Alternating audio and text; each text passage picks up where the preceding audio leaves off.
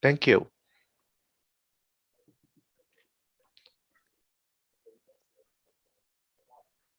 So I will close the video until the session will start. Okay. Yeah, sure, that's fine. Thank you. See you later.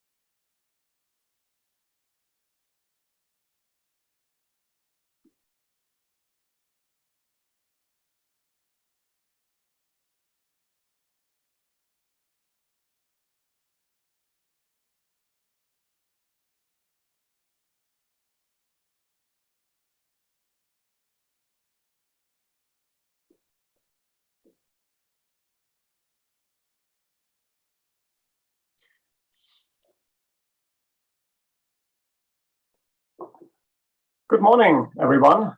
At least you who are in the Los Angeles time zone, it's good morning. I know for some of our speakers, it's evening or even night or afternoon. That's, of course, a great opportunity with these times and having the meeting live on Zoom and YouTube, that we all can be live at the same time, even from different parts of the world. I'm Rainer Tim from Lund University in Sweden. I'm chairing this session. And we will have 7 invited exciting talks today. Some of them we will see via the pre-recorded videos, but the majority, we have the speakers here and they will present online, present live. There will be a possibility for questions after the presentations. So I also ask all speakers to really keep to the time limit so that we can come through our session also in time. So we want to directly start. And the first speaker will be Raquel Gallian from University of Valencia in Spain. Please, Raquel, go ahead and share your video with us on your screen.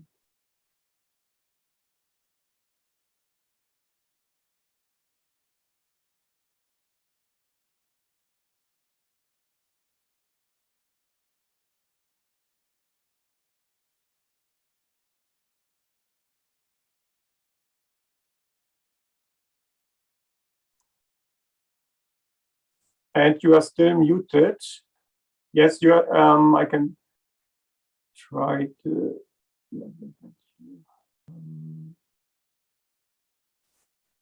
Here. Yes, now I can hear you. Thank you. Excellent. Thank you. Thank you. The test was okay. So, okay, let me just share. Can you see it? Okay. Good morning, everyone. Thank you. First of all, I would like to thank the organizer to give me the opportunity to share with you some of our last result in our lab. This work has been done at the Institute of Molecular Science at the University of Valencia in Spain.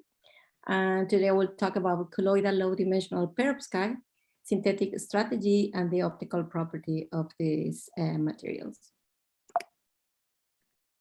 So in this talk, I will start with a brief introduction about semiconductor nanocrystals, and then I will show you 3 examples about the key role that the organic ligand in this material play, not only in the preparation, but also in their optical properties.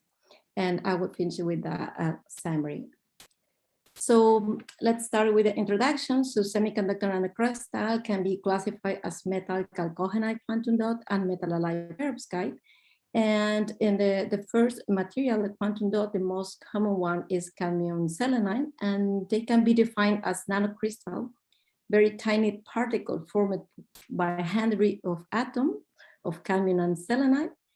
And one of the particular things of this material is they behave like in an intermediate situation between bulk materials and molecules.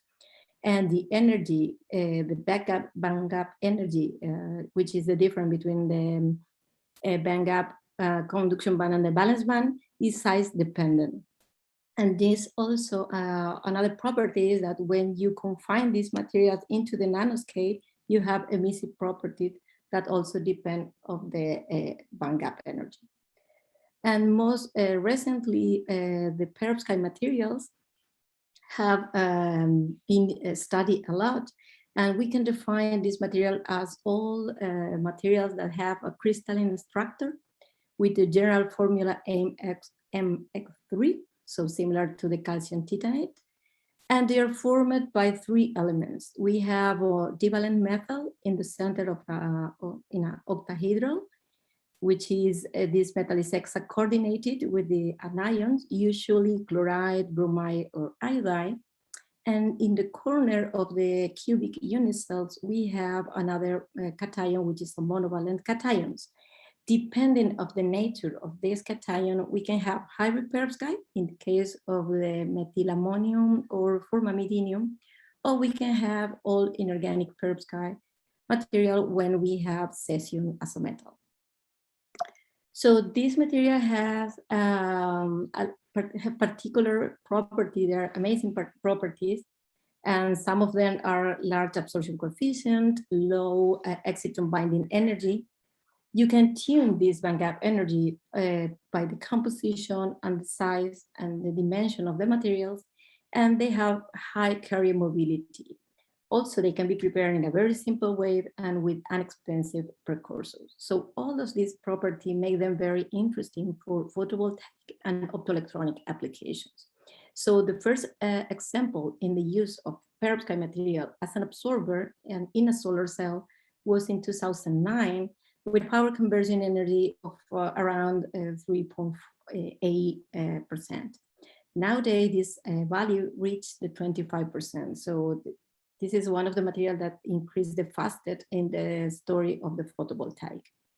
Also, they have, as in the case of the chalcogenide quantum dot, they have emission property that depends on this composition and size. And this emissive property makes them to be used for the fabrication of LED. So one of the features of the perovskite is that they can be classified as most of the material according to the dimension of this material in the 3x. So we have bulk perovskite, low dimensional perovskite when 1 or 2 of these dimensions are into the nanoscale regime, and we have nanoparticle when the 3 dimensions are below 100 nanometers. But also they can be classified according to the dimension of the inorganic framework, which is associated with different stoichiometry, as we can observe in this cartoon. And we can have 3D, 2D, 1D, or 0D perovskite material with different framework, depending on the size of the cation and that are between these octahedral layers. So at the beginning, we became interested in the preparation of 0D material, nanoparticles, with a 3D inorganic framework. And this is what we have done in our first work in this field, which was in 2014, where we report the non-template synthesis of perovskite material. In this case, it was hybrid perovskite materials in a methodology that is called reverse microemulsion strategy. So in this case, the point is to mix the precursor of the perovskite in the presence of an organic ligand in octadecene and oleic acid as a solvent and at temperature relative high, 80 degrees. So as you can see in this cartoon below, the synthesis is very simple. You can make it in the air condition and you mix all the precursor, and after addition of a polar solvent, you can see the precipitation of this colloidal material that under the UV light, you can see the emissive property, and this animation depend on the composition of the light mainly. The photoluminescence quantum yield in this case was around 20%, and with this dispersion, we were able to prepare thin films with that preserve this emission quantum yield. So regarding to the optical property, they have a typical exciton peak around 520 nanometers and a very narrow emission, which may be very interesting for ADT applications. And this is have a maximum around 525. And as you can see, the dispersion is very green emissive. So we were able to prepare an electroluminescence device in collaboration with Professor Bolling from our institute. And we were able to report that the luminance, the response of the perovskite nanoparticle was 10 times higher than in the case of the bulk materials. So if you make this synthesis in the absence of the methylammonium bromide and just using as the organic ligand as a source of the amine and as a ligand, you can get a different inorganic framework stoichiometry, as you can see here, and the emission is moving to the blue region. Depending on the length of the organic ligand, you can have a different maximum in the emission. So the longer the carbon chain, the lower the emission of these perovskite materials. So we form a perovskite nanoparticle, 0D material, but with a 2D inorganic framework. And the emission was around 400 nanometers in the case of the longer one, and with a quantum yield of 23%. So then we move to the preparation of low dimensional perovskite material in order that they seem to present higher stability towards humidity, which is one of the problems that perovskite present for practical applications. So I will show you now the 3 examples regarding to this kind of material, which include 2D nanoplatelet, 2D nanosheet, and the preparation of 1D assembling with perovskite and a polymer.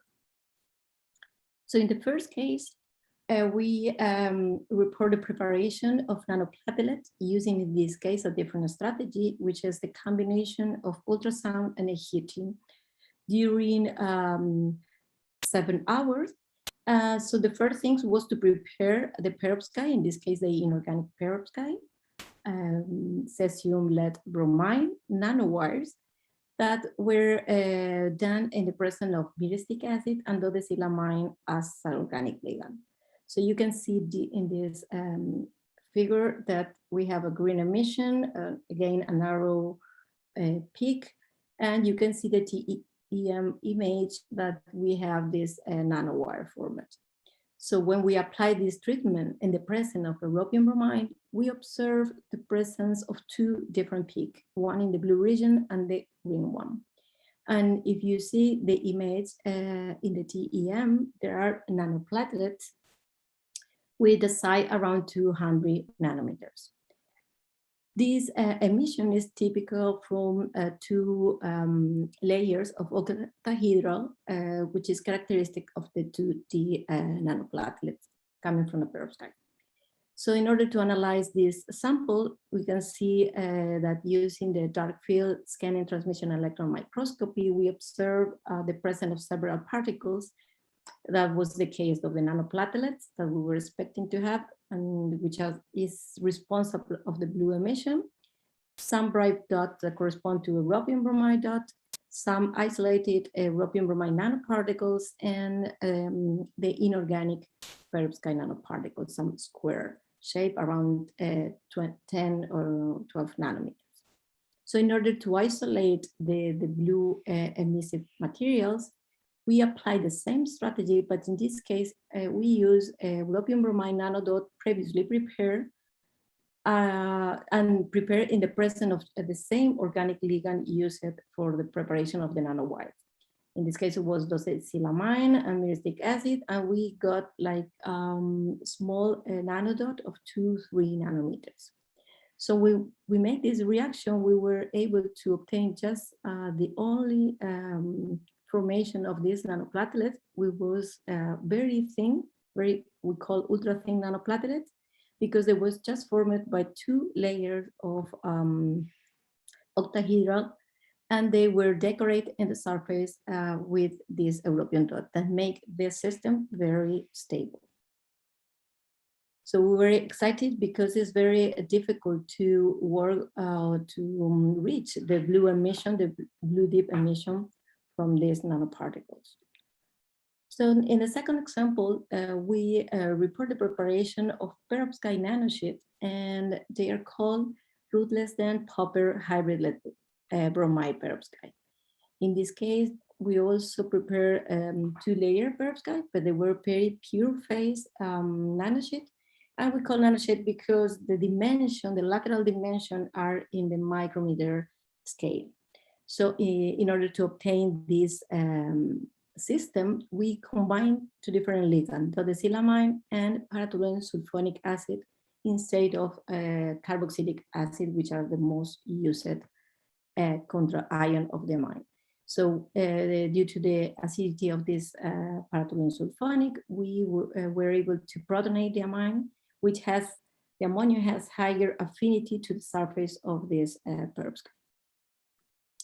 So in this case, as a control experiment, if you prepare this material, but in the presence of just one of its ligand, in the case of the amine, you obtain a blue emission with a maximum center around 400 nanometers, corresponding to a 2D inorganic, a 2D perovskite material. And if you use a paratoluene sulfonic acid, you obtain a green emission coming from nanoparticles with a 3D inorganic framework. So in order to obtain a nanosheet, a pure nanosheet of 2 layers of octahedral, you need a combination of these 2 ligands. The strategy used in this case is the ligand assistant reprecipitation method. When you combine the precursor of the nanoparticles, you mix with the amine, and then you inject this solution into a paratoluene sulfonic acid solution in toluene. After stirring, you get the lead-alike perovskite. But if we observe the optical property of this material, we can have again 2 peaks, one in the blue and one in the green region. So in order to isolate again this blue emissive perovskite material, we have done 2 purification steps, and the second supernatant was the one that get the pure to the perovskite nanosheets with an emission around 434 nanometers. As you can see, the image, it was a very blue one.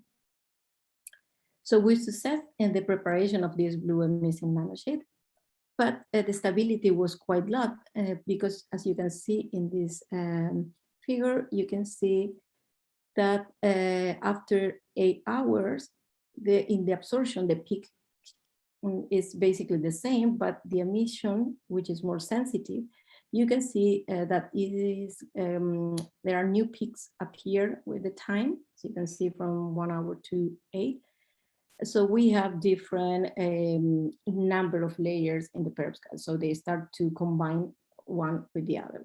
So in order to increase the stability of the material prepared, and with the previous report work, we add to the sample some nanoparticles, europium nanoparticles, europium bromide nanoparticles, or cadmium selenide nanoparticles, chalcogenide quantum dot, in the similar size.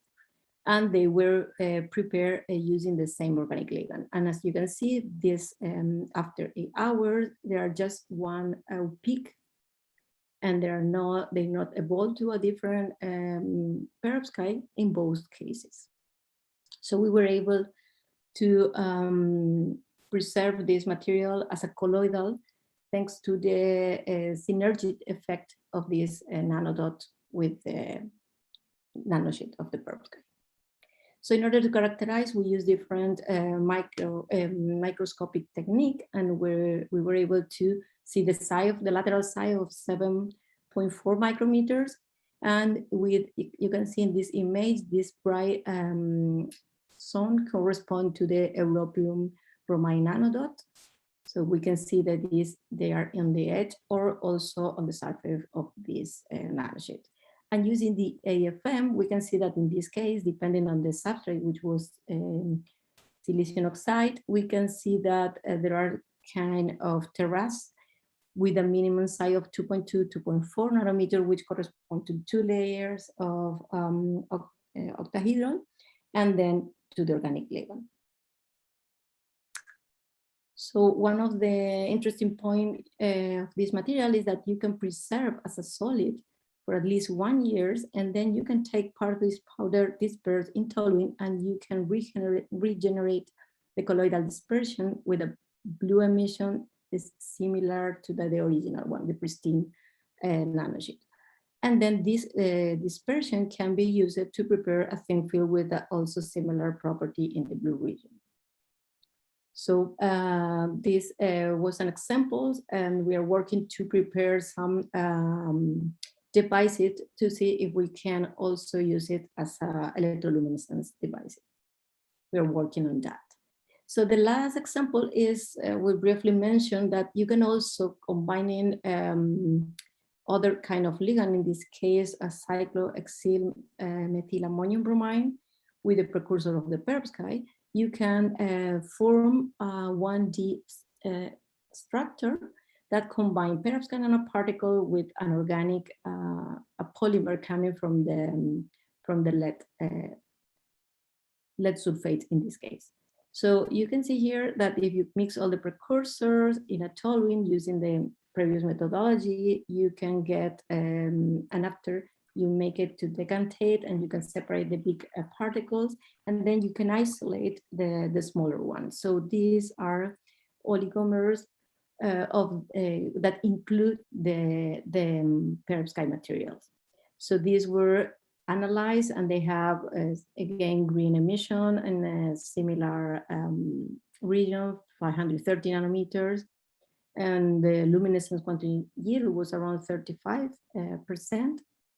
And the point here was that if you dry this oligomer that include the perovskite in a same atmosphere, in a hydrophobic surface, which is in the case of the copper TM grid, you can observe the formation of this 1D assembling, as you can see in the image of the scanning electron microscopy and the transmission electron microscopy.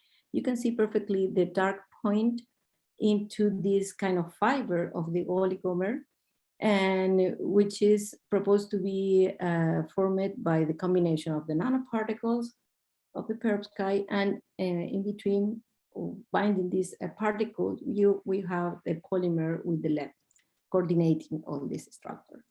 So excuse me that I interrupt here. Can you please come to the end soon? You're out of time.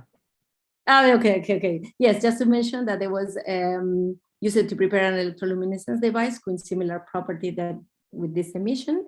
And finally, just mention that you can play with the organic ligand to get different emission, and you can change just from different inorganic framework and prepare nanoplatelet, nanosheet, or different assembling according to this organic ligand nature. And finally, thanks all of you for the kind attention. Thank you very much. Yes, thank you very much for this exciting presentation. We're going down really to the nanoscale at a few nanometer size particles. In the interest of time, we have to move on. So if there are questions to Dr. Gallian, please contact her directly, because we have to move to our second presentation, which will be given by Dr. Mayuri Gandhi from the Indian Institute of Technology. Hello, everybody. And thank you, Professor and team for inviting me. And I would like to play my video, so I should share or? Well, I think we have it here. So can I ask our technical support, our host, to start the video? Oh, okay. I will share it. Thank you. Mm-hmm. I will be there for the question answer session. Yeah. Perfect.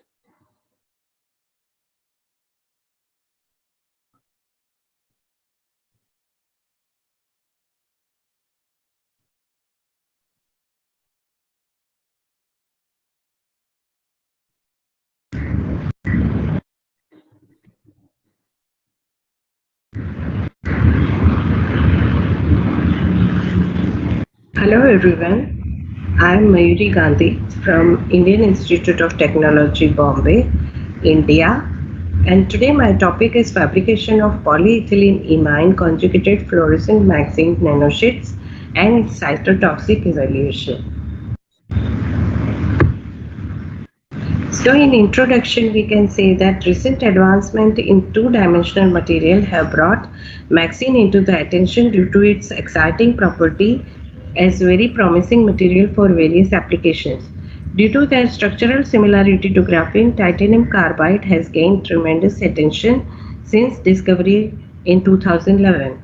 The next phase, composed of titanium aluminum carbide, where N suggests an early transition metal with N is equal to 1 to 4.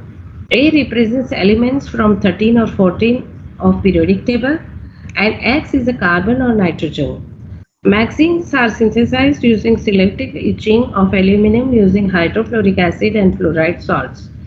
The elimination of aluminum leads to the fabrication of multilayer 2D MagZine sheets, giving them an accordion-like structure stabilized with van der Waals forces and hydrogen bonds.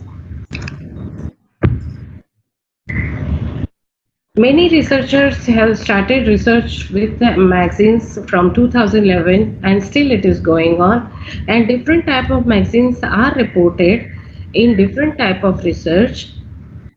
The MagZines with titanium, tantalum, vanadium, chromium, molybdenum are reported for different applications.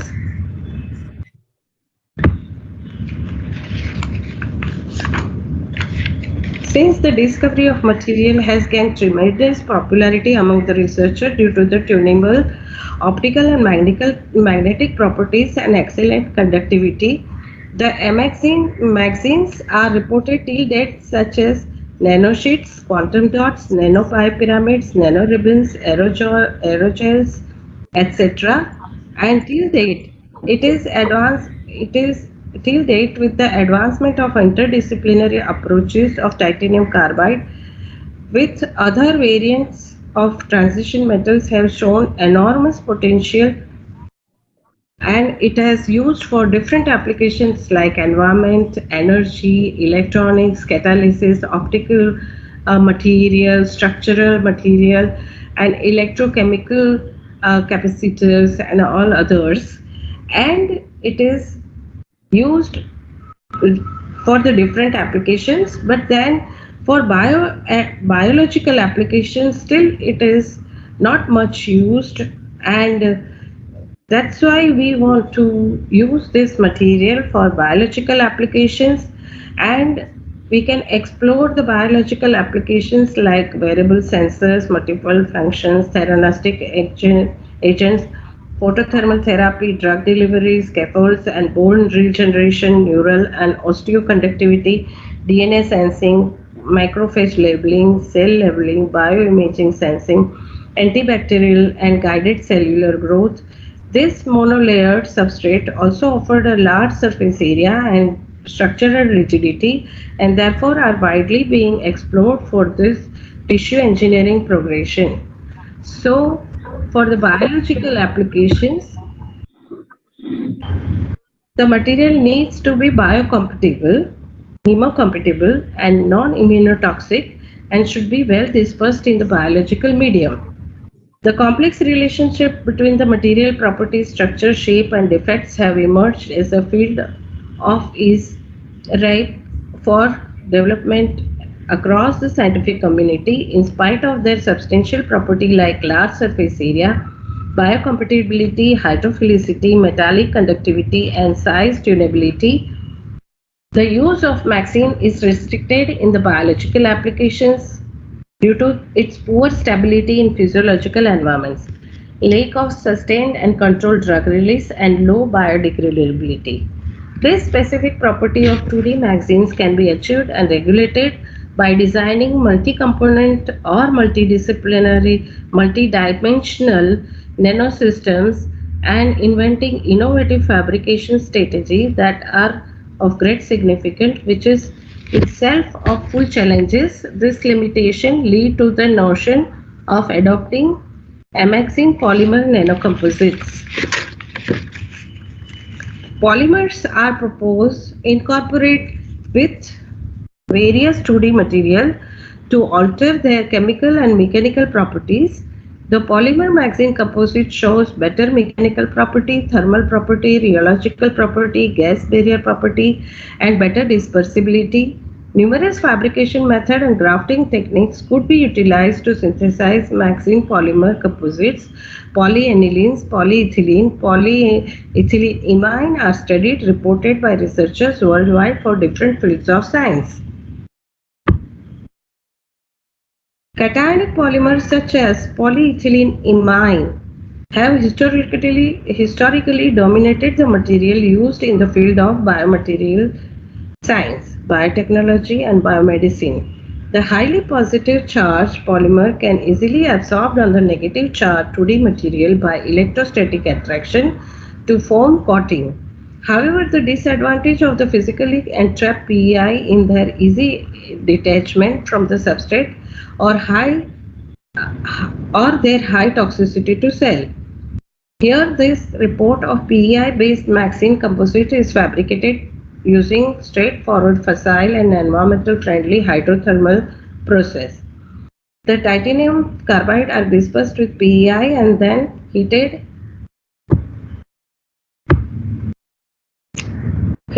to 200 degrees centigrade in Teflon line autoclave to synthesize PEI, functionalize PEI-MX. The major surface functional group of titanium carbide formed during the initial exfoliation using HF is further enhanced by hydrothermal reaction, resulting into the better dispersibility. This is the schematic diagram which is shown in the figure, and here we have shown that synthesis of PEI functionalized MAXine nanosheet. The selective etching of aluminum from multilayer max phase was done using hydrofluoric acid, and elimination of aluminum result into the few layer flags of MAXines, and it is weakly bonded. The delamination of the separation of single layer from multi-layer structure, which can be done using various techniques like sonication. And here we have applied the bath sonication for 3 hours along with the 0.02 volume to volume percentage of polyethylene-imine.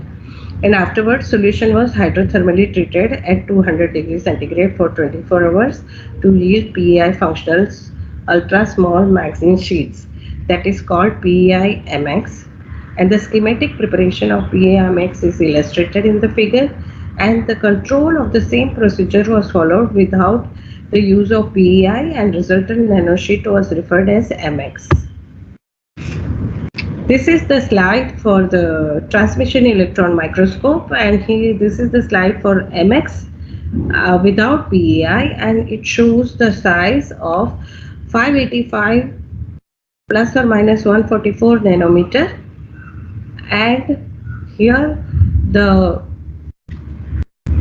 diffraction pattern showed the crystalline nature of the material, and the lattice fringes confirmed the metallic character, and stem images here in D and E, it is confirmed that tantalum is present, which is in red in color. So in each particle tantalum is there, it is confirmed, and the atomic force microscopy, which is showing the result in DF, in F, it is showed that the nanosheets are of the 6.8 to plus or minus 1.66 nanometer, and the layered are 2 to 3, and thickness of this one is approximately 2.5 nanometer. The lateral size of flux was below 500 nanometer observed in atomic force microscopy. And in the next slide, it is shown that with PEI, the magazine sheets are size were considerably reduced, and in the transmission electron microscope, it is shown that the size is of 111.42 plus or minus 25 nanometer, and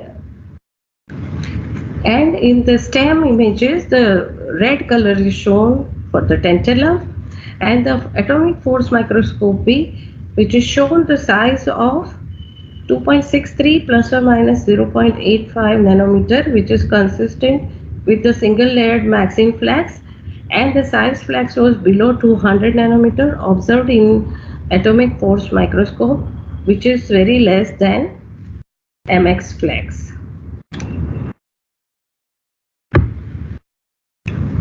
The next characterization with high resolution XRD and the Fourier transform infrared spectrometer.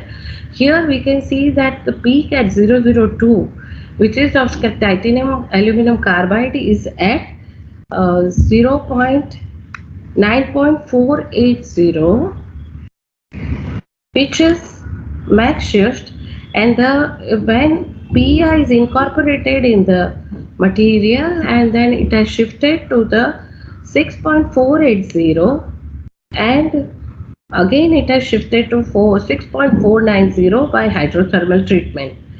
So it can be concluded that PEI is incorporated in max sheet, and it is confirmed with the FTIR spectroscopy, Fourier transform infrared spectroscopy, by getting the peak at 1576 centimeter inverse, that is NH banding, and CN banding at 1315, 2000 centimeter inverse.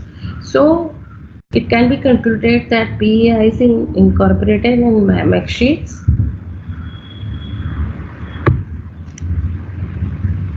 The optical properties.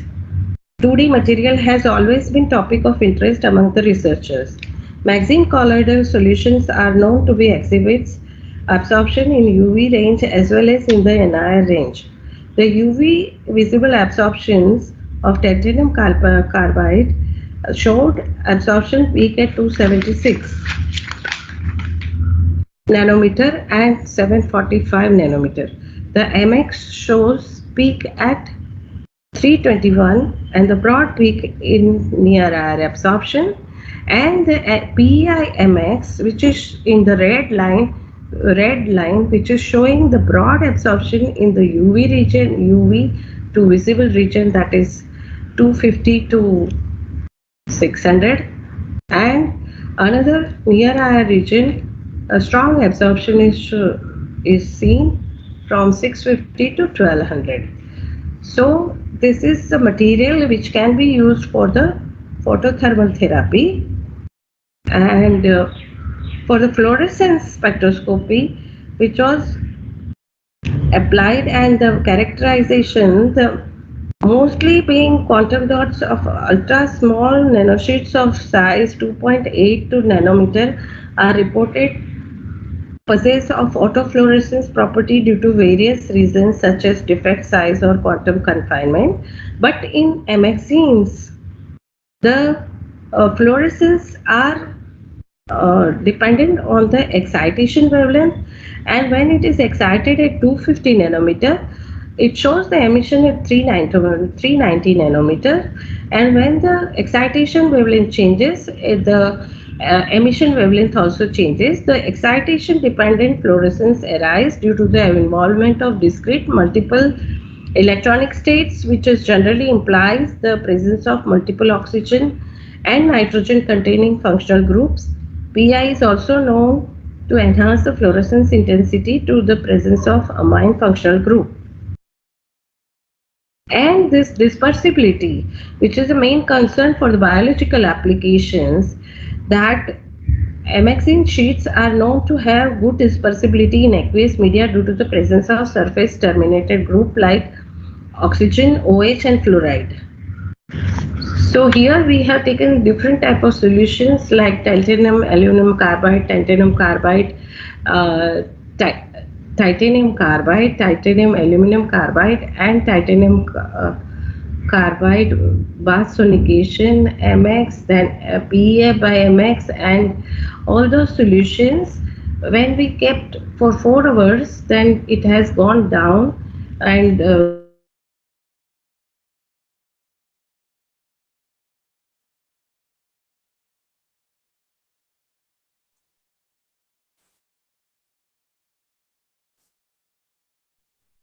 Okay. Right. It seems the video has stopped here, and we are anyway also running over time already, several minutes. Yeah. So let us thank the speaker again for this nice presentation. Thank you.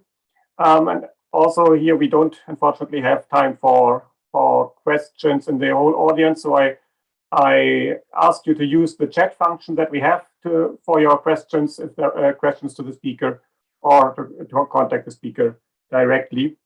As we have to move on now to our third presentation of this session. Third presentation is from Dr. Shunyan Shi from the National University of Singapore. Dr. Shi unfortunately cannot join live in this session. It's in the middle of the night. It's in Singapore, so I would ask Dr. Ki also here to play the video that was uploaded before. Yeah, sure.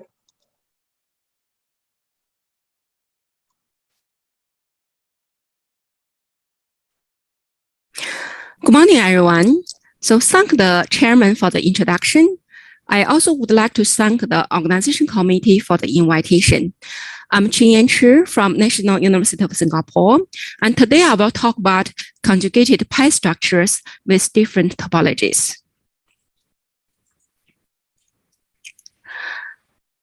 My group works on the pi conjugated molecules, and in recent years, we focus on ethene-based molecules and materials. Essenes, they are polycyclic aromatic hydrocarbons consisting of linearly fused benzene rings. They are important materials in the organic electronics. So from ethene moieties, then we do a lot of modifications, then make n-type essenes by attaching electron withdrawal groups on the ethene framework. And we also made larger essenes, non-classical essenes. So for ethene molecules, we can only draw one aromatic 6-days. So the dying character increase with the extension of chain length. So this is the reason why the larger essenes, they are not stable. So then we have to develop some strategies to stabilize larger essenes. One approach is to fuse 5 membranes on the zigzag edge of essenes to make a cyclopentyl fused essenes and ethene dimers. And these molecules are very stable. Another approach developed in my group is to introduce heteroatoms on the pair position of phenol rings in the ethene framework. Then to make the heterocyclic quinone-dimesines, such molecules may show open shell diradical ground state due to recovery one or more aromatic 6 rings. And this type of molecules, after oxidation, they can be also regarded as electronic structures of essenes.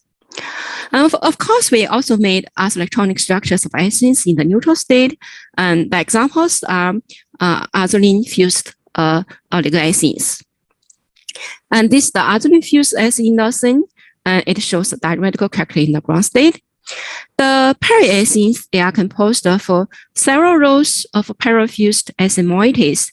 Usually they have a large diradical character and high reactivity. So we have to stabilize this kind of molecules by Brocchi groups and electron deficient groups. This is the curved nanographene, and this is the zigzag edged carbon nanobelt. Of course, we are also working on the other PET systems like microcycles and helices. And today I will mainly talk about periacenes and the zigzag edged carbon nanobelt. Okay, for NM periacenes, they are composed of M rows of parafused N-acenes, and they are good model compounds to investigate the electronic properties of the large-sized zigzag-edged graphene nanoribbons and nanographenes. However, synthesis of such parafused periacenes is very challenging due to their open shell diuretical character. Here, some isolated examples are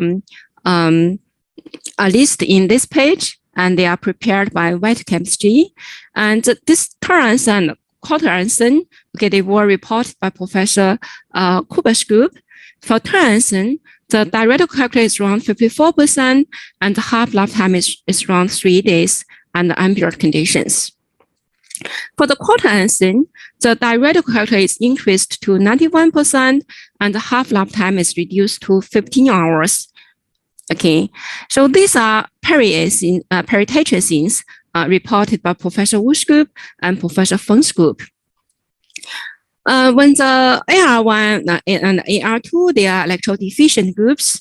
So the half-life, the diuretical character of this molecule is around 51.5%, and the half-life time is around 7 hours. When the electrodonating groups are used, okay, are attached, such as to the butyl groups and methyl groups, okay, then the diuretical character is increased to 72%, and the half-life time is reduced to 3 hours under ambient conditions. Recently, Professor Feng's group, okay, same group also reported another periacene, is a periheptacene. This one has 100% diuretical character and 22% tetraretical character.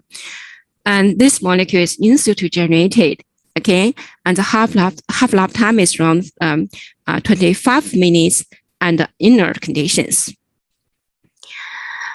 In 2020, my group successfully synthesized phos-3 periacene. It contains 3 rows of tetracene. And this molecule has diuretical character around 95%. The half-life time is around 157 hours under ambient conditions. So this one actually is even more stable than the peritetracenes. The good stability is due to attachment of bulky groups, methyl group, and 2,4,6-trichlorophenol groups. So one is electrodonating group, another one is electro-withdrawn group. So they have a charge transfer character, and they can somehow stabilize the radical species. Now, how to synthesize phos-3 periacene? So we started from molecules 5 and 6. They undergo Zucchi coupling reaction to form compound 7. Then compound 7 was treated with alkyl chloride, then to form the dialkyl molecules 8. Then 8 reacted with the ferrochloride to form a fused dialkyl compound 9. Okay, then 9 reacted with lithium by lithium halogen exchange reaction, then followed by nucleophilic addition reaction with 2,4,6-trichlorobenzaldehyde, then to give a diol intermediate, which underwent a Friedel-Crafts cyclacene reaction to give this dihydral compound 10. Then this dihydral precursor 10 was treated with potassium to the butyl oxide to give a dianion intermediate. Then it was oxidized by p-chloronyl to give the final phos-3 periacene. This molecule shows a distorted conformation due to attachment for large bulky groups. And this image shows the RICH values in each ring. So the hexagons with large negative red numbers are correlated to the aromatic 6 rings. And this image shows the HOMA values in each ring. The hexagons shaded in green with large HOMA values indicate the aromatic 6 rings. So actually the HOMA values are consistent with the NICS values, okay? And this data are also consistent with the diradical resonance structure of this molecule, okay? In the diradical resonance structure, we can draw 8 aromatic 6 rings. So that also means this molecule has a large diradical character. The high spin densities are along the 2 zigzag edges, okay? And from VTSR measurements, we can calculate singlet to triplet gap, okay, is around minus 0.48 kcal per mole. And this is the ACID plot of a 4,3 periacene. We can observe the clockwise ring current delocalized along the periphery, okay, indicating the global aromaticity with 2 localized benzenoid structure. Okay. And this is the 2-dimensional RCSS map.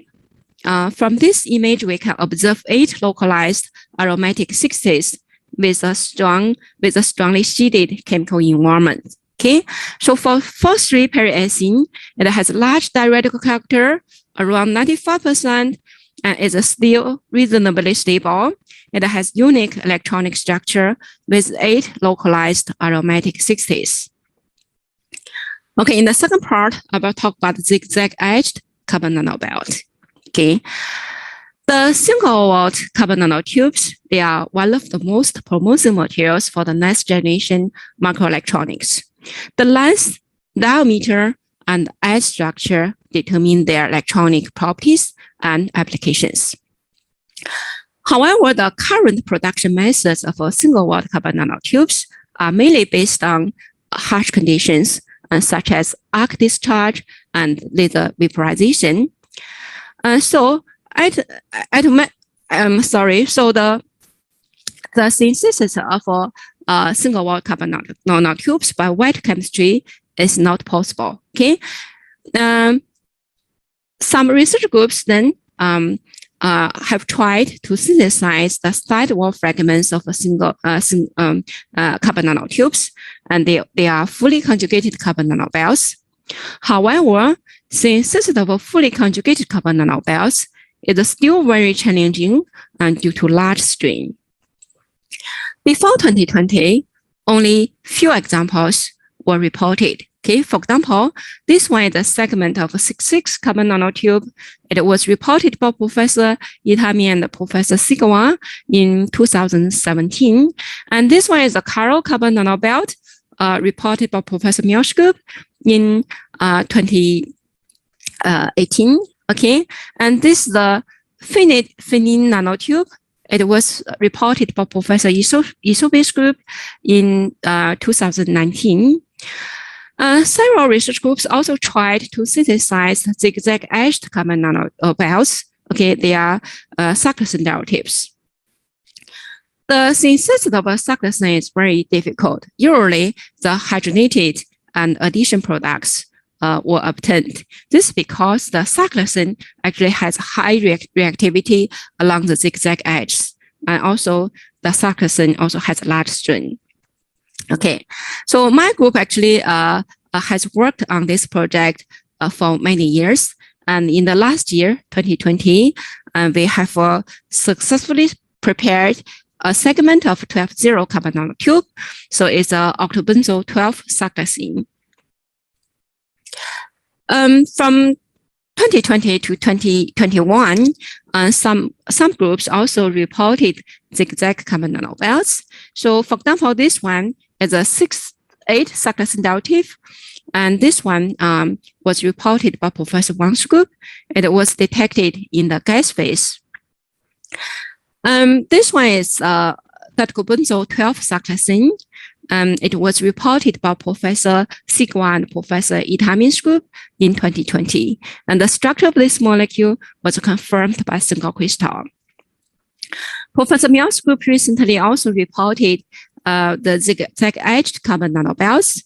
And these two molecules present a wave-like arrangement of hashgens in the unrolled lattice of 16-0 and 24-0 single-wall carbon nanotubes.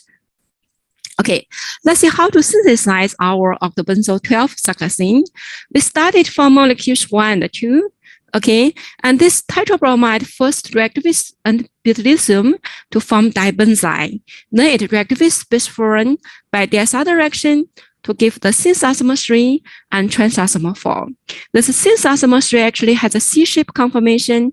It can react with molecule 1 again by the SR direction, then to form compound 5. Okay, it's a tetraproxy nanobelt. Treatment of this tetraproxy nanobelt with titanium tetrachloride and lithium aluminum hydride, then we can get this fully conjugated carbon nanobelt. Okay, it's octabenzo 12 cyclacene. So here, the tert-butyl phenol groups are crucial. So actually, these groups can avoid hydrogenation reaction in the last step. The single crystals of tetraproxy nanobelts and the final products were also obtained. Okay, so for this tetraproxy nanobelt, it shows a box-like conformation with tetraproxy units located at the corners. The edge length is around 7.8 angstrom. For the final product, because it's fully conjugated, it shows highly symmetric cylinder-like conformation. The inner diameter is around 9.2 angstrom. Okay, the images E and F, they are packing structures of a final product. It shows one-dimensional channels by carbon-hydrogen pi and van der Waals interactions. The MR spectra of tetraproxy nanobelt and final product were also recorded. For the tetraproxy nanobelt, okay, the attached tert-butyl phenol groups point outward the box so they can freely rotate. In this case, the protons, these protons in the aromatic region only show one set of signals. Okay. For the final product, because it's fully conjugated and rigid, in this case, the tert-butyl phenol groups are almost perpendicular to the zigzag edges. Okay, in this case, these phenol groups cannot freely rotate. So they are located at a relatively congestive environment and needing the different chemical environments for the protons pointing outside and inside the cavity. For example, for the protons B and C and B pointing out.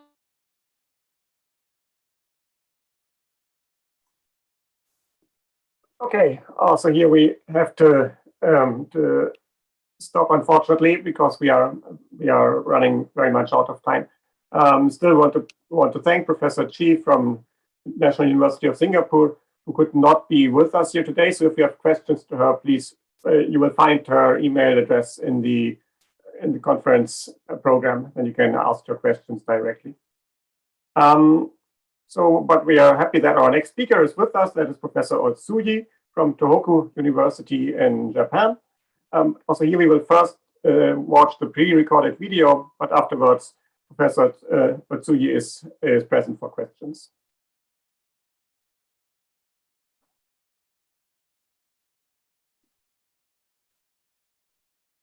Yeah, so Dr. Ki, can you please start the video for the next presentation?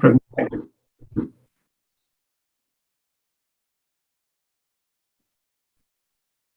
Good morning, ladies and gentlemen. I'm Kaiichi Otsuji from Tohoku University, Japan. I'd like to thank the organizer for giving me this excellent opportunity. Today, I'm going to talk about controlling the parity. Oh, sorry about that. I will play the video again.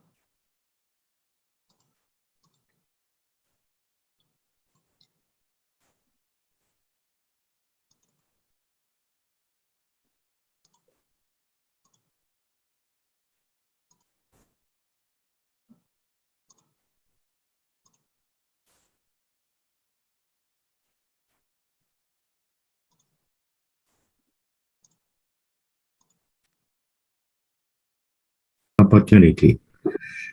Today, I'm going to talk about controlling the parity and time reversal symmetry of graphene Dirac plasmons and its application to terahertz lasers. And this is the outline of my talk. There is a technological difficulties called terahertz gap, which is hard to reach over the electron devices and the laser photonic devices due to substantial physical limit. To break through the limit, we introduce a new material that is called graphene to replace existing materials. Graphene is a carbon atomic honeycomb lattice monolayer sheet.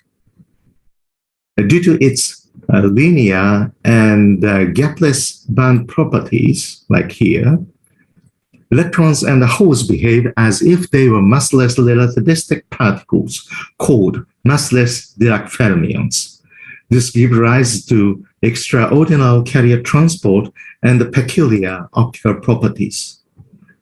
The optical response is entirely flat band with an interband absorption coefficient of 2.3%. The optical conductivity of graphene is given by this equation. The first term is Drude-like intraband free carrier absorption factor, taking a monotonic decrease with increasing the frequency. The second term is the interband contribution due to the gap press property, taking the upper plateau of 2.2% absorbance.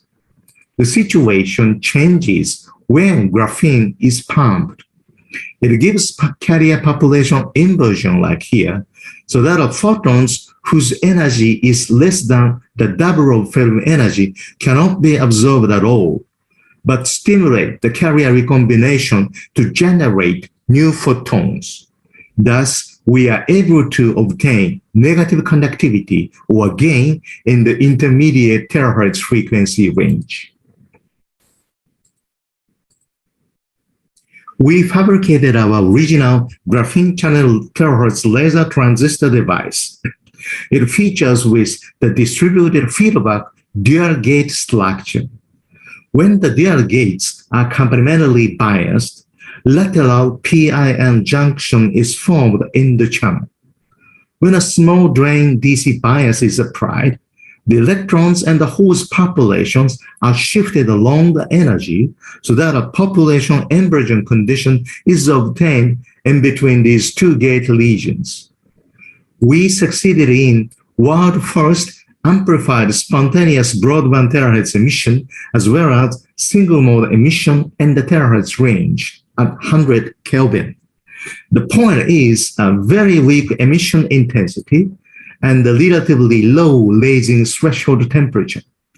To realize room temperature intense lasing operation, we need a new physics to break through. Yes, that is the graphene Dirac plasmons. The dispersion relation of the ungated and the gated graphene plasmons are well formulated already and shown here. The important point character is its slow wave nature, whose velocity is more than 2 orders slower than the speed of light. It reflects back to the absorption coefficient of the 2.3% by replacing the speed of light in the numerator to the plasmon velocity like here, giving rise to giant enhancement of absorbance by 2 orders. Our idea reached what happened when graphene is pumped and the carrier population is invalid. Yes, we are able to get giant terahertz gain. Another important physics that exists in graphene Dirac plasmons or GDPs, that is the instability. Under specific boundary conditions with DC current flow, the GDP becomes unstable, resulting in self-oscillation. These view graphs show our original dual grating gate graphene channel FET or DGG FET exhibiting self-oscillation promoted by the current-driven GDP instability. Depending on the DGG dimensions of the cavity, 160 nanometer or 110 nanometers, the results manifested that the oscillation frequency is determined by the mode frequency of the GDPs. So we designed and fabricated the DGG FETs and experimentally demonstrated such a theoretical prediction. Here shows the device structure and the photo images and the measured DC and bipolar characteristics. The extracted carrier mobility stays beyond 30,000 centimeter squares per volt second. It's an excellent level. We conducted the terahertz time domain spectroscopy to directly measure the response of the device to the incident terahertz pulse waves. This three-dimensional plot shows the extinction or the absorbance of the device in response to the incident terahertz pulse. When drain bias is well below the threshold level, it shows plasmonic resonant absorption showing with these blue spectra. With the increase in the drain bias, the absorption spectra showed red shift and weaken, then becomes perfect transmission and perfect transparency in the measured frequency range. A further increase of the drain bias changes the device from an absorber to an amplifier. The maximum gain available of 9% was obtained from a monolayer graphene. This 9% value is 4 times higher than the quantum limit when terahertz photons directly interact with graphene electrons. All those data are obtained at room temperature.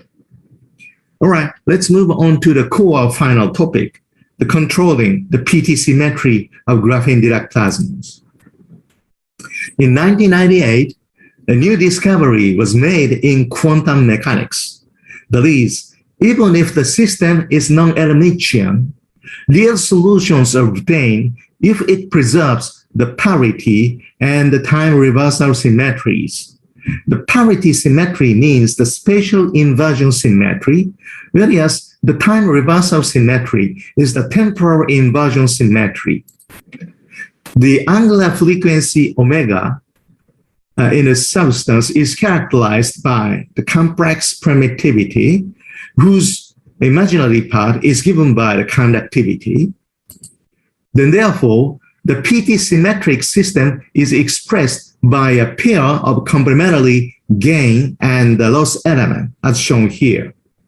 And the great discovery is that the electromagnetic wave propagation becomes anisotropic. The incident from the gain port gives the normal transmission refraction property. However, when the incident from the loss port, it gives a perfect transmission without any refraction.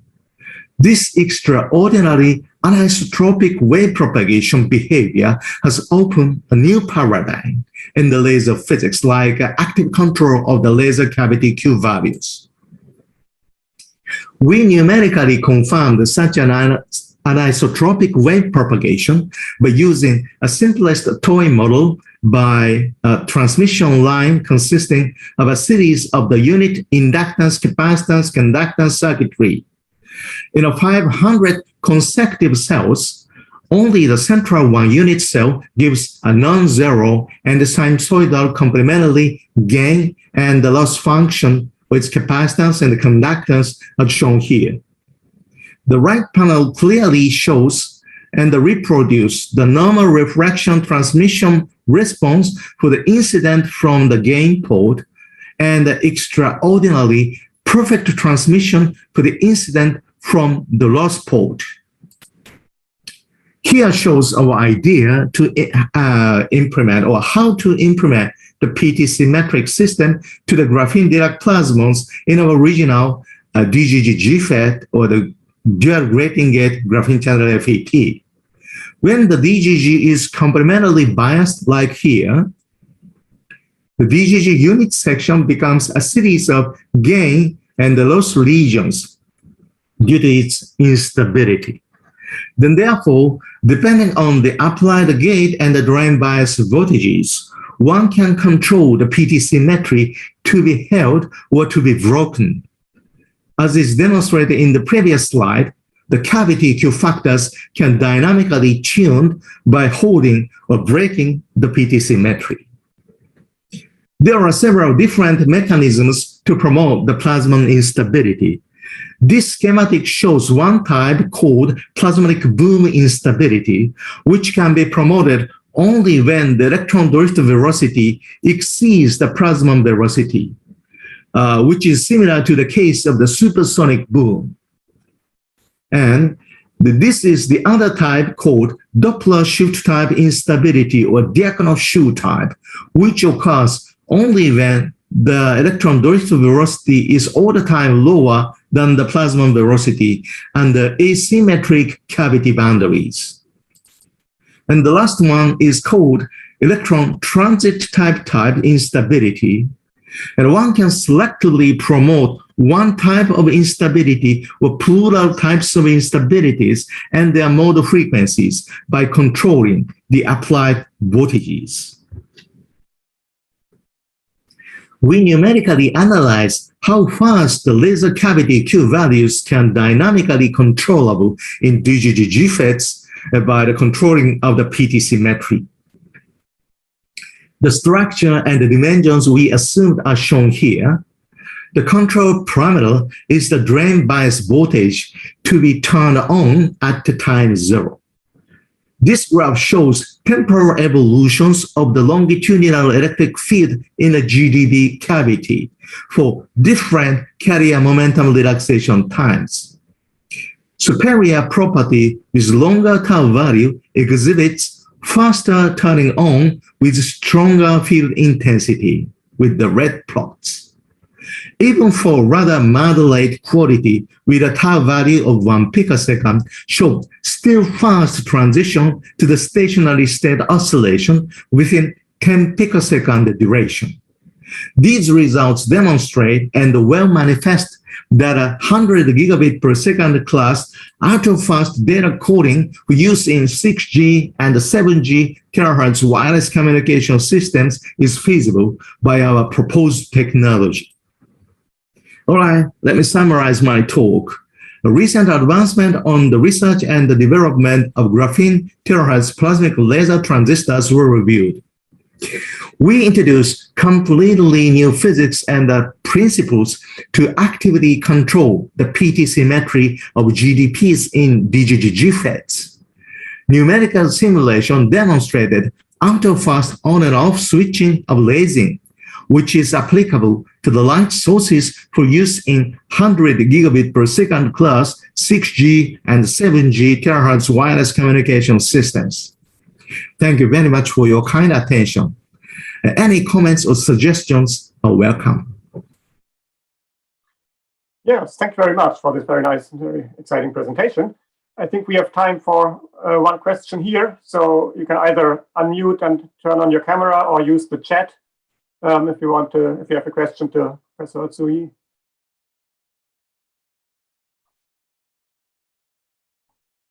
If not, maybe I can ask a question. Okay, thank you. I'm not an expert on graphene, but at least what I have heard is that graphene devices often suffer from defect densities or from degradation of the contacts. Whereas your devices here show a very nice performance. Can you comment on these challenges? Yes, the two important points for the process technology. One is original epitaxial graphene growth technology. That's a originally developed one. The thermal decomposition from the silicon carbide, it gives the excellent property of the crystal of the graphene itself. But the second point, as you mentioned, is the contact to make the ohmic contact for the electrode. The contact.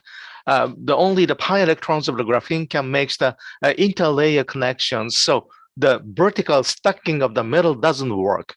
So we have to intentionally, the damage of the portion of the contact areas of graphene to make the, the many contacts edges and the planar plates.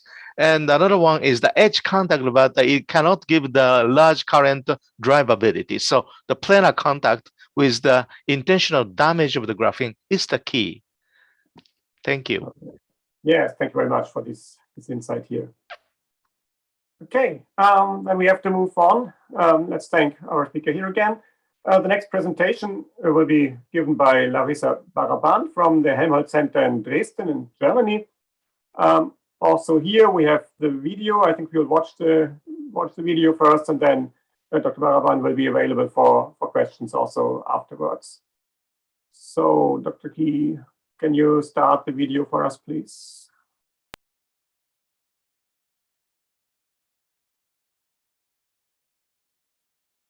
Good morning, ladies and gentlemen. Thank you very much, Mr. Chairman, for presenting me. I'm very happy to present today at this conference and to speak about our recent developments, mainly based on the silicon nanowire-based FET. And I would like also to share how we can try to extend its functionality towards the being operating like a neuron. As was mentioned already by Mr. Chairman, I'm coming from Dresden, from actually Helmholtz Center, Dresden-Rossendorf.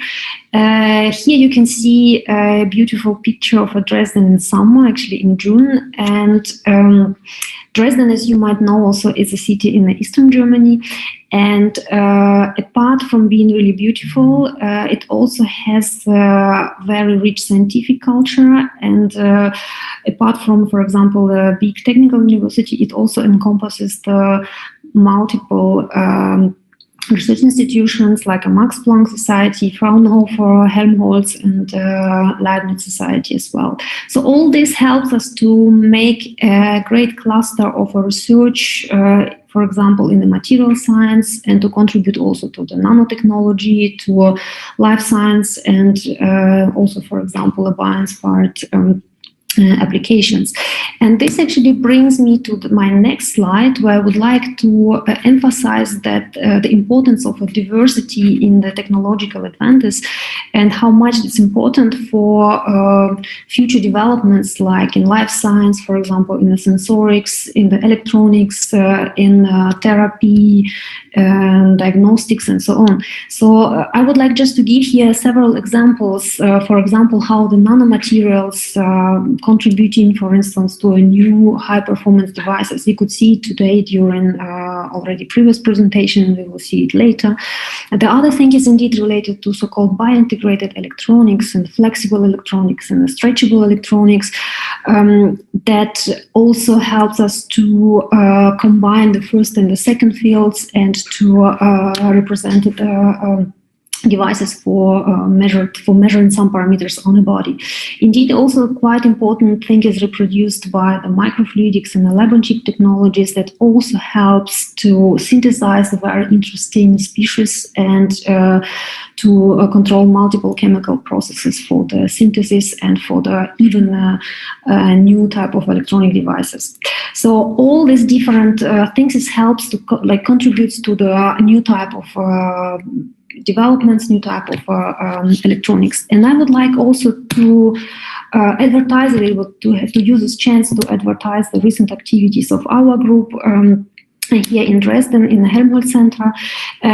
Generally speaking, we are using on the development of the development of nano and micro systems for life science researchers. And one of the research directions is related to biosensorics and bioelectronics, and even more specific research direction related to, for example, silicon nanowires.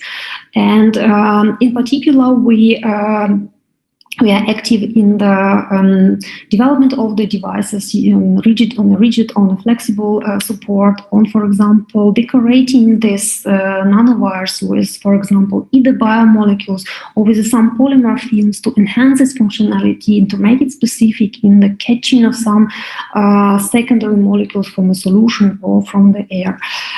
Of course, we also work with the microfluidics and integrate the sensors in there for detecting, say, molecules, wall cells, or bacteria, and so on and so on. And in the future, next slide, I would like to dedicate to the operation principle of the nanowire-based devices, actually for sensing. You might ask me why I want to speak about sensing when I supposed to speak about artificial neuron, and I will answer that by knowing how operating the sensor device based on the nanowire devices, we constructed the artificial neuron that uses this principle. So this is why I wanted just to say a few words about that. So what do we know about the nanowire electronic sensors? Generally speaking, it is a potentiometric device that is able to transform the charge that in the nearby of the nanowires into the change of a surface potential at the nanowire that is further converted into the change of the conductivity. Yeah. So what means this charge in the vicinity of the nanowire? This can be, for example, a layer of molecules. This can be antibody or DNA. Yeah? But on the other hand, it could be also some polymeric film where the charges can be redistributed over the time, yeah, and all this act as a gate for such a devices, for such a sensors. Another interesting thing why we would use the silicon nanowire compared to the planar films. Indeed, it's clear that surface in this case is very important, that therefore the more surface and smaller volume plays the important role to increase the current modulation for the same active sensing area. So what I wanted just to say is that we are in this case using the FET configuration. We know that it's typically traditionally used to track analog signal change, but traditionally used to track the digital signals in a logic gate, for instance. But in sensors, it's kind of misused to track the analog signal changes. I would like also then to emphasize what is the concept of its operation. So once the silicon nanowires are assembled as a field effect transistors, we rely, of course, on its surface to play a crucial role in the sensing these microenvironments. And once some charges are modified in the vicinity of the wires, we try to measure it with the help of the characteristics of the transistor device. For example, when we look at the output characteristics of the devices that's shown at the right part of the slide, so once there is the certain constant surface potential at the nanowires, this resulted in a certain distribution of the electronic states there and in a certain curves, output curves there. But once there are new charges or new molecules are approaching the surface of the nanowires, these characteristics have been changed. They can be shot either up or down depending on the charge, whether this is a positive or this is a negative. So these measurements, these curves can also help us to quantify the charges and presence, and to quantify the molecules, for example, that are reaching the nanowire surface. So these principles exactly will be very important to keep in mind for the future explanations which will be used for bi-inspired system.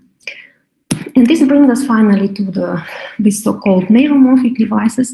So why neuromorphics? First of all, I wanted just to say a few words. So we know in general that all research of the people in the micro and nanotechnology is during last 30 years at least is direct to miniaturize the devices and components to be able to reach the high performance in the computing and operations and so on. And indeed, we know that earlier or later it will finish. And this is why there's appeared an idea that maybe we should change, rather than just aggressively scaling down the devices, maybe one could try to change a paradigm, how we perform these operations and what is the architecture of the devices should be. And then the scientists came to the point of using the principles that neurons using, actually, yeah, because it also quite efficiently performs multiple operations, but at the same time is able to use much lower energy. Yeah. So if you think really about the operation in the brain, we know that there are a lot of neural cells there that are connected by thousands and thousands of synapses. So there is a complex neural network. So role of the synapses here is, of course, the transmission of a signal and to assure, of course, learning by, for example, modification of the synaptic weighting. On the other hand, if you speak about the neuron, its role is learning and also information processing using, of course, some nonlinear algorithms that are implemented by the membrane of the neuronal membrane. So what we know already for decades is that the synapses, artificial synapses is under the active research. Still, the artificial neuron was out of reach, and we wanted to work on that. So neuron would be a multi-terminal device compared to, for example, synapse, that is two-terminal device. And that brought us to our recent work that I wanted, of course, to speak about a little bit, is about so-called neurotransistor that is using in its design the silicon nanowire FET. In this case, I wanted just to mention here that we are trying to use in this particular situation as a presynaptic input signal the voltage, actually the gate voltage of the transistor, and the postsynaptic output would be as our source drain current. Yeah? So let's try firstly to overview very quickly the fabrication of the neurotransistors, which we're doing in collaboration with the PostTech. So this is a more or less standard fabrication process used also for the CMOS technology. So we start from the silicon insulator, wafer, follow with the ion implantation, electron beam lithography, further implantation in the contact area, gate oxidation, and finally the passivation, formation of the electrode and the passivation. So up to now, everything looks like a traditional transistor fabrication, but then later on comes the next step, and we cover on these devices with a specially fabricated sol gel silicate film that is formed. It's a silicate film that is formed with a mixing into solution the nickel and the copper salts, mixed with the precursors for forming the sol gel film actually. And after fabricating it, we also spin coat it then on the film and dry it. So actually, what is interesting here is that the ions are able to be redistributed with this film, and that results also in the possibility of the some polarized state formed within the film. And this is very interesting thing once being placed in contact with the silicon nanowire device.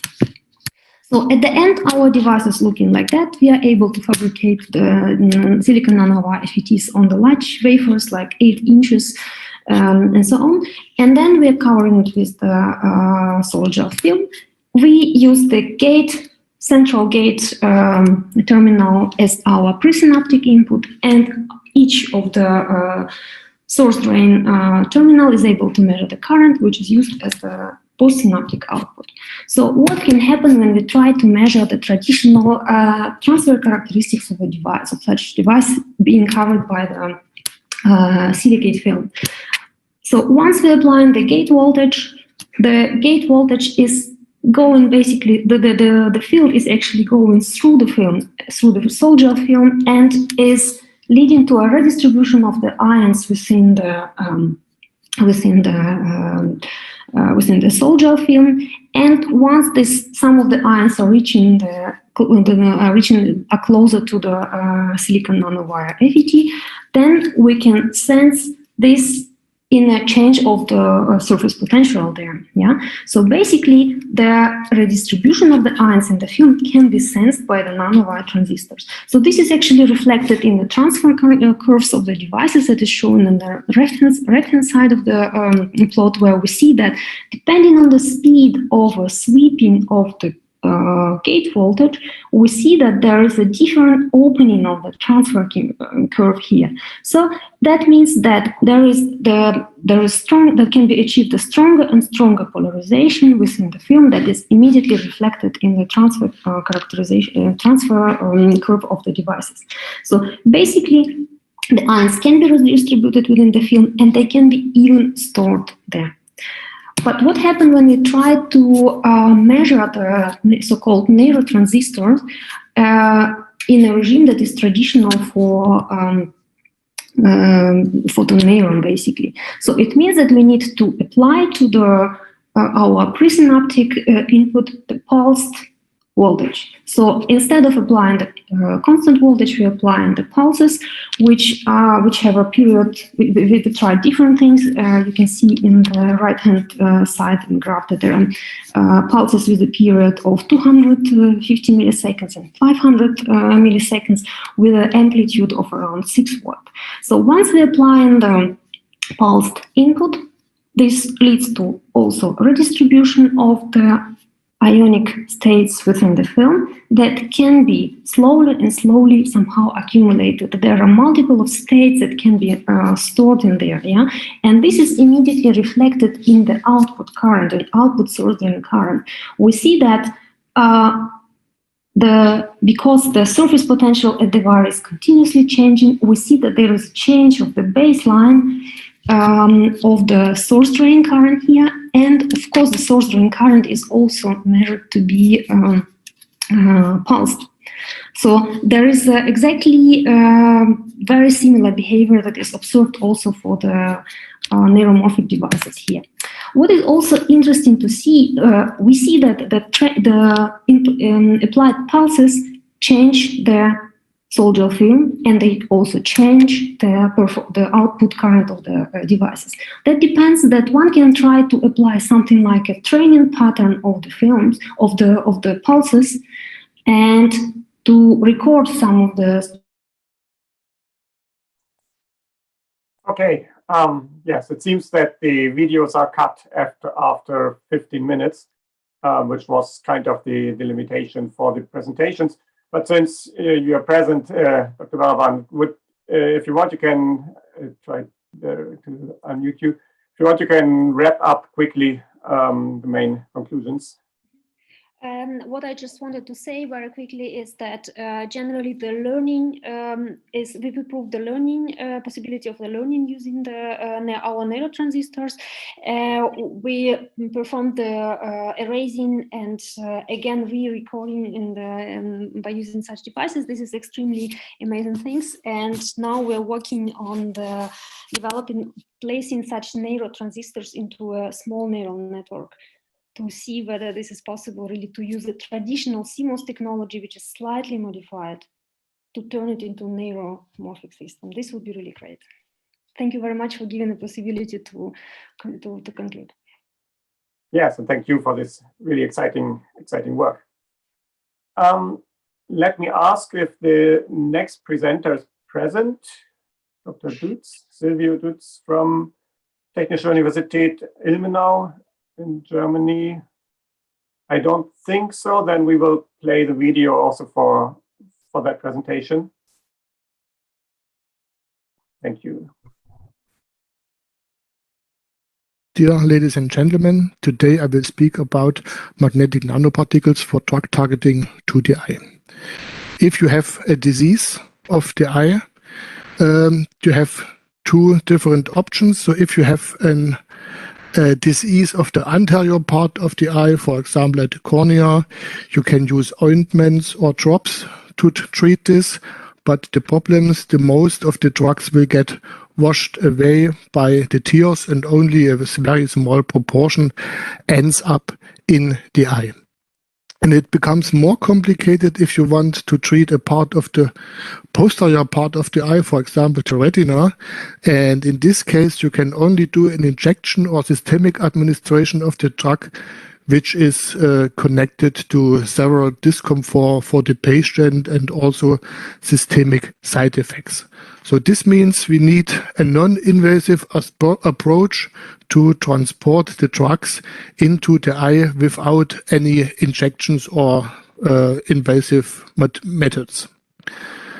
So what might be a solution for this? So a possible solution might be the use of nanoparticles. So then you can link the drug to the nanoparticles. Then you can guide the nanoparticles to desired organ or tissue. And then you can have a passive release of the drug at the site of the disease. And which ways of targeting these particles to the site of the disease we have? For example, we can have a passive targeting. That means due to the vascularization of the tumor tissue, we have a fine structure of vessels, and the drug will be transported into the tumor and get stuck in the capillaries and up in the tumor or disease tissue. Also, you can do an active targeting. That means you couple some antibodies or aptamers to the surface of the particles, and then you have a connection between the particles and the tissue, and the drug also will end up at the site of the tissue. And for us, mostly interesting part or way of targeting is the physical targeting. That means we are using magnetic nanoparticles, and we can guide these particles by magnetic forces to the site of the disease. So what are magnetic nanoparticles? Mostly such particles consist of iron oxides, are in the size below 100 nanometer, typically in the size of 10 to 30 nanometers. And these particles are very interesting for different applications in diagnostics and therapy in medicine. Yeah, so what is finally the aim of our study, which we want to demonstrate here? First, we have the particles and we will place it in the conjunctival bag, and this will serve as a depot. And then we have a magnetic system, and this magnetic system generates a magnetic gradient, and this magnetic gradient transports the particle into the deeper regions of the eye. So what do we need to develop such an approach? Of course, we need the magnetic particles. They have to show a large magnetic moment for a strong magnetic force, but they also should be stable regarding agglomeration in different materials, for example, in tears or in blood. Yeah? And second, we need a magnetic field gradient, and we have to develop magnets for this, but this will not be the part of the talk today. This was a separate work. And third, we need a setup for the evaluation and the transport of the magnetic particles through the eye tissue. So let us start with the magnetic particles. These particles were synthesized by a co-precipitation method. That means we have a mixture of different iron salts, and from this mixture we prepare a solution which will have an acidic behavior, and then we add an alkaline media, and during this reaction between acid and alkaline we have a precipitation and we obtain the magnetic nanoparticles in the form of iron oxide here.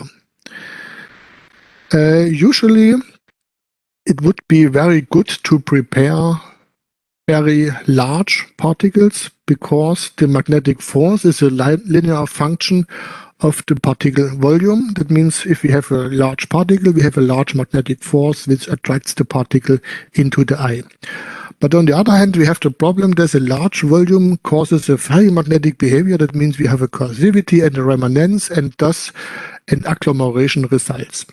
And to avoid this agglomeration, we don't prepare big or large single core particles, but we go for so-called multi-core particles. That means we have a cluster of 40 to 60 nanometers consisting of very small single cores in the size of 10 to 12 nanometers. And on the surface here, then we have a coating.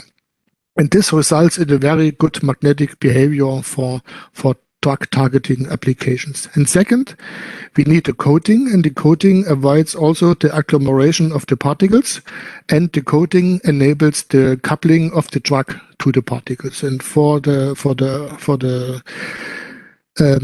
stabilization, we can use electrostatic stabilization. That means we have a very strong force on the surface or charge on the surface of the particles, which causes repulsion forces. Or we use a steric stabilization where we have a very thick coating, which realizes a very large distance between the single cores so that they don't have only a very weak interaction. And for this coating, we used several materials in our study, for example, different polysaccharides, for example, dextrane, or starch, or carboxylated dextrine, polyethylene glycol, and different acids like citric acid or sodium citrate. After preparation of the particles, of course, we did the characterization. We started with transmission electron microscopy to get an information about the size of the clusters and the shape of the clusters.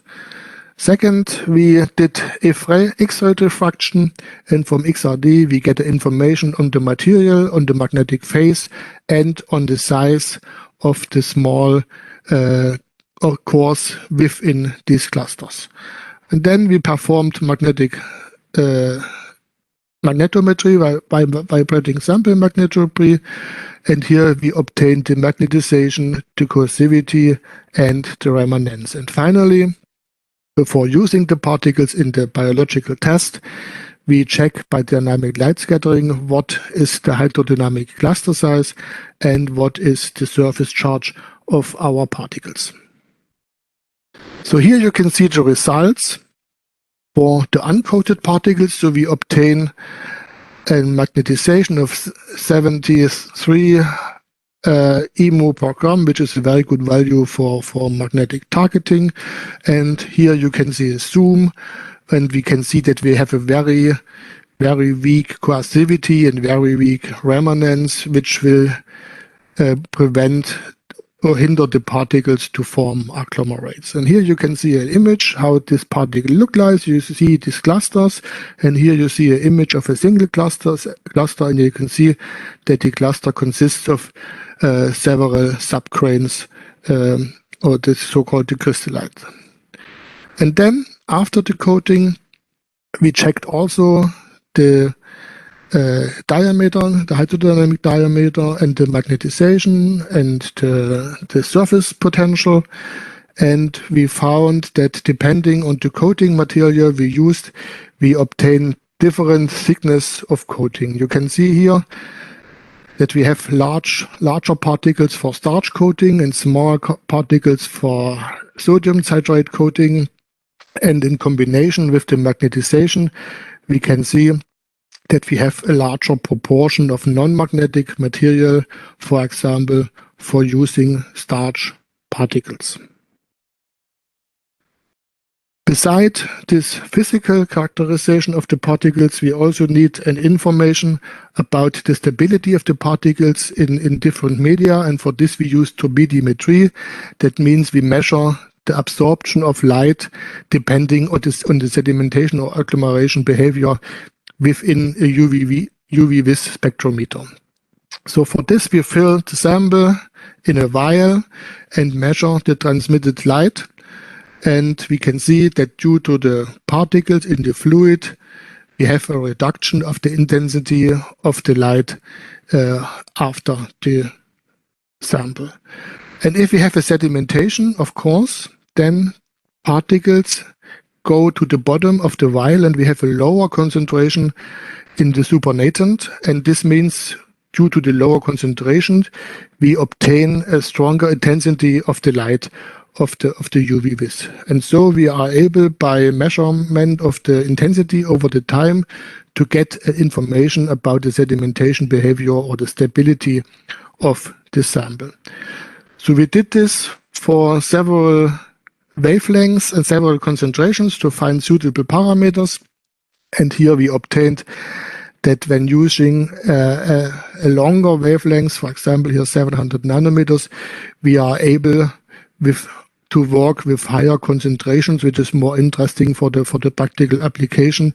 And for the same concentration at a lower wavelengths, we are already in saturation values.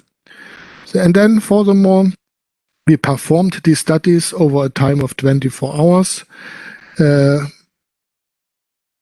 particles were mixed together with different fluid, for example, sodium chloride solution or artificial tears or ampuva, which is water for injections. And we used our 6 different coatings, which I showed before. And here's the result. And from the results, we can see that starch has a very good stability. There is no big change in the light intensity. That means all the particles are homogeneously distributed within the sample. And contrary, for example, for carboxylated dextran, we have a strong sedimentation in tears and also a strong sedimentation in sodium chloride solution. And by this methods, we were able to find promising candidates for performing our study with the eye tissue. And then Of course, besides the stability tests, we have to check the behavior in tissue, and for this we used eyes from domestic pig, and we prepared some tissue samples. We prepared samples from the cornea here in the middle, and we prepared samples from the sclera here from the cider wall of the eye. And for testing this, we developed also a chamber to measure this. And this chamber consists of a reservoir chamber. Here are the particles filled in, and we have a target chamber. And this both chambers are connected by a window, and the window is sealed with the tissue. And then we can place a magnet behind the target chamber, and we try to attract the particles from the reservoir chamber through the tissue sample into the target chamber and measure it there. So here is the setup which we were used in our study. We have here again this chamber. We filled distilled water in the target chamber. We filled the particles in the reservoir chamber, and we used very promising particles, for example, dextrane or starch, but also we filled very unstable particles to check how they behave. Then we used samples of sclera and cornea for the separation of the two chambers, and we placed a magnet on this, and we did it without a magnet, and then we kept this for 24 hours and measured the concentration of the particles in the target chamber and also the concentration of the particles in the tissue. And of course, it is complicated to measure such small amount of particles, and for this we used magnetic particle spectroscopy. Just show some words how it works. So here we have the magnetization curve of the particles, and then we apply a sinus signal, and due to the nonlinearity, we obtain a non-sinus shaped magnetization, and after Fourier transformation of this, we can use the third harmonic to calculate the amount of particles in our fluids. And we did this for our samples, and then we found that only starch-coated particles were able to pass the sclera tissue. Here you can see the blue bars. These are the samples with the magnet, and we have the red bars without magnet. So we have no passing for particles without magnet, and here we have starch, dextrane, citric acid, or carboxylated dextrane, and we. Okay, this was nearly coming to the end, and just a reminder that presentation was pre-recorded. If you have questions about that, you will find the contact details of the author in the program booklet or in the online program. But the next presenter is with us. That is very great. Good morning, Dr. Xiao from Oakwood National Laboratory in the US. And can you please share your presentation with us? Let's see. So can you see my slide? Yes, perfect. Okay. Hello, everyone. Thank you for the introduction and invitation. I'm Kaixiao from CMS at Oakwood National Laboratory. Today, I'd like to talk about the defect engineering in 2D material by non-equilibrium synthesis and processing. First, I'd like to introduce the CMS. The CMS is one of the DOE NSRC user facility for nanoscience. So you can see here is the research areas in our center, including the synthesis, nanofabrication, advanced microscopy, and chemical imaging, functional characterization, and also theory. So if you are interested in our facility, please submit your user proposal to get free access to our center. The details, the information you can find in this website. Here is the outline of my talk. Today, I will briefly talk about how to control the defect density and the type through different non-equilibrium synthesis and processing methods. As you know, 2D material recently are widely studied by different groups because they are unique structure and many interesting properties. You know, those atomic 2D material have a lot of new degrees of freedom and are incredibly tunable. For example, you can see there are a lot of different electronic material from insulate to semi-metal to superconductor, even the different topologic quantum materials. You can just stack the same material with different trace angle or different 2D crystal to make a heterostructure, to make so-called those synthetic quantum, Mori quantum matter, which many interesting property could be emerged in this interesting group of materials. However, this 2D material are intrinsically heterogeneous. So you can see there are a lot of heterogeneity could be found in this kind of material, for example, defect, dopant, strain, and also stacking. On one hand, those heterogeneity can negatively influence the structure and property. However, on the other hand, they could also bring a lot of new functionality. For example, defects, as we know, if you can localize defect to, localize exciton on the defect, you could create some quantum emission. Also, defect can induce the spin splitting to induce magnetic properties in the non-magnetic 2D materials. So the challenge is how to control those defects and how to harness those defects to create a new functionality. If you see this, this figure, actually, different defects have a different formation energy, and also this formation energy of defects are depending on the chemical potential of those constituent elements in these materials. Therefore, this offers a very good opportunity to tune and control the different defects. So today I give you several examples to show how can we counter the defect and see what's the role of this defect in 2D materials. So first, I will give you one example. As we know, the defect concentration is very important for defect engineering.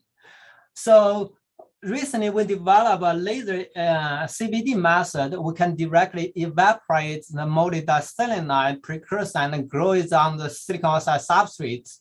As you can see here, we can get a very good triangular single crystal flakes of monolayer molybdenum. However, if you see those STEM, atomic resolution STEM images, they have a lot of defects. And by tuning the, pulse, laser pulse and the gross temperature, the selenium vacancy can be tuned from 2% to 20%.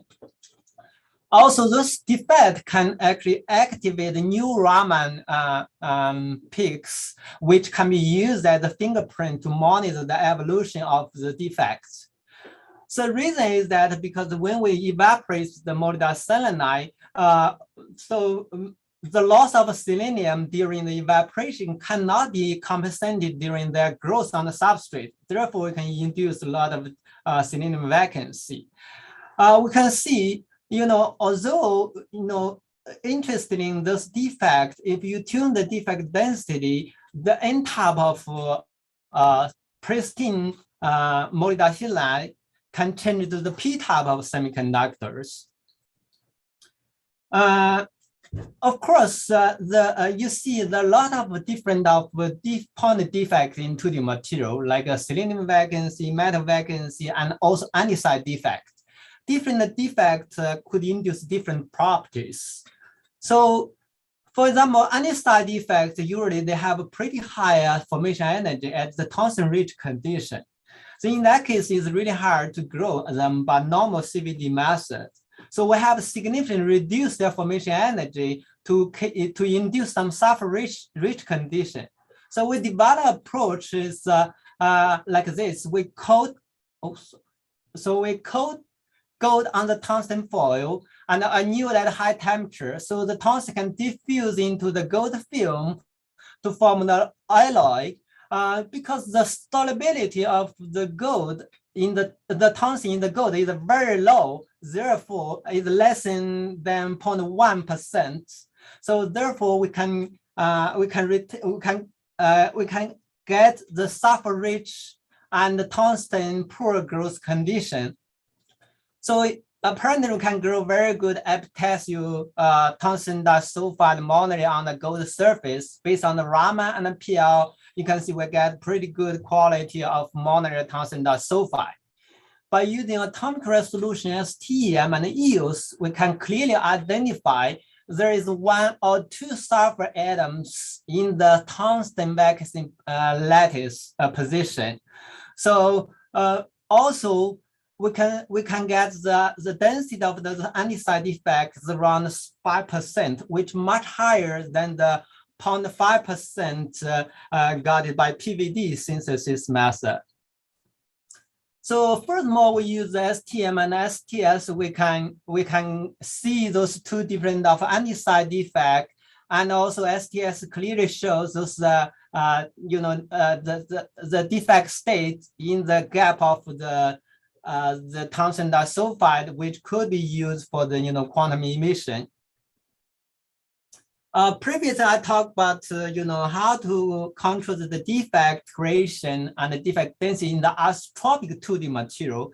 As we know, PDSE2 is one of the highly anisotropic 2D material, which has a pentagonal building blocks and also is a packed structure. They have very strong interlayer interaction. Therefore, the defect in this kind of material will have a different role to impact their structural properties. In addition, platinum dacena has a lot of selenium deficient phases, you see which have many interesting properties. Therefore, this is a very good platform to study the defect-induced phase transition. So recently, in our group and other group, we found that a laser and a E-beam irradiation, you could create the defect and induce those new phases like PD2SE3. In addition, an argon plasma radiation, we find depending the energy, either you can get those pentagonal nanoribbon, or you could induce the new phases. Yesterday, my colleague Liang Buliang already talked about how to use low energy argon plasma to induce nanoribbons. Today, I'm going to focus on how to use the high energy argon plasma to induce new PD17SE15 phases. So you can see this is all SEM image and OG spectrum, mapping of those selectively plasma irradiation data. We can clearly see under the argon plasma irradiation, those 2D platinum diselenide can change to new crystalline phase of PD17SE15. By using time-dependent Raman spectrum, we also can see the evolution of this phase transformation. So because the 2D platinum diselenide has a very strong low frequency Raman, and the 3-second irradiation, you can see those peak position shift and also intensity dramatically reduced, which indicates thinning of the crystals and also creation of defects. But after 6 seconds irradiation, those peaks are completely disappeared, which indicate it changed to new phases. So by using atomic resolution, STM can clearly identify this new phase structure of PD17SE15. And also you can see this is the cross-section STEM of those 2 phases. They have a very atomically sharp interface plan between those 2 phases. Based on the Fourier transfer, the electron diffraction, you can see they're almost overlapped of this direct diffraction pattern crosses the interface, which indicated the preferred aligned orientation during the phase transition. So defect, as I previously showed, in the isotropic 2D material like molybdenum, even you have a very large quantity of defect, like 20%, they still can retain the crystalline structure. However, in the highly isotropic 2D material, so because they're low symmetry, so the selenium vacuum is very easy to break their dumbbell bond and induce a large structure distortion. So based on Lin, Professor Lin also recently did the calculation. They found with the concentration of vaccine increasing for the isotropic 2D material like molybdenum, their interlayer distance doesn't change too much. But for the platinum selenide, with their layer distance become smaller and smaller, finally they will induce the phase transition. My colleagues, Liang also calculates the diffusion barrier of the selenium vacancy. They found this selenium vacancy have a smaller interlayer and an intralayer diffusion barrier comparing to the PDSE, the molybdenum. That's the reason they can pretty mobile to induce those different phase transition. Okay, by collaborate with Professor Sok at Vanderbilt University, we calculate based on the DFV calculation, we find actually the selenium prefer form line defect on the along the 001 or cross their plane like a 023 to form those line defects, then rotate, then finally recrystallization to form this new phases, which is pretty consistent with our STEM observation. So those phase transformation has a lot of applications. For example, we know the contact resistance in the 2D electronic device is a huge problem. So here we can use a selective plasma irradiation. We can induce the metallic PD17SE15 phase as a source drain electrode and PDSE2 as a channel to make this seamless contact for the FET device. This is the morphology of the device. We find actually the device performance can be significantly enhanced from 8 to 170. So because of the reduced the contact resistance and the low energy barrier height. In addition, those heterophase grain boundary, people find can be also used as a memory device for the neuromorphic computing applications. So let me summarize. So as I showed, by using this different non-equilibrium synthesis method, we can effectively tune and control the defect density and the type in 2D material for new emerging properties. Also, you know, since those defects in the highly isotropic material, not only can they stabilize the metastable phase, but also they can induce the new crystalline phases for different properties. Let me stop here and okay. I'd like to thank my colleagues and students and postdocs. Thank you for your attention. Thank you very much for this very impressive presentation. Very great results. We have one question in the chat, and that is: do you see room temperature STM? Do you use room temperature STM to observe the atomic resolution? You mean STM or STEM? Question was STM. Yeah, I guess it was the scanning tunneling microscopy images. Yeah. Oh, this one? This is the low temperature. At room temperature, we use the argon plasma irradiation, but the image was obtained at the low temperature, liquid nitrogen. Maybe I can ask one question, and that is again about the stability of these films. Since you have so many different characterization results, you present Raman and STM and other things. Do you carry this S-grown samples through air for characterization, or do you protect them with the cap layer, or how stable are your surfaces? That's a good question. Actually, compare other packed material like a black phosphor. This material is very stable in the air. You know, almost all those characterization was done in the air. Okay. Yes, thank you very much. It would be exciting to continue here, but it seems that we have to leave this Zoom room for the next session already, since we are pretty much delayed. Still, thank you very much again for all presenters here. And with that, yeah, I close this session. Thank you very much. Thank you.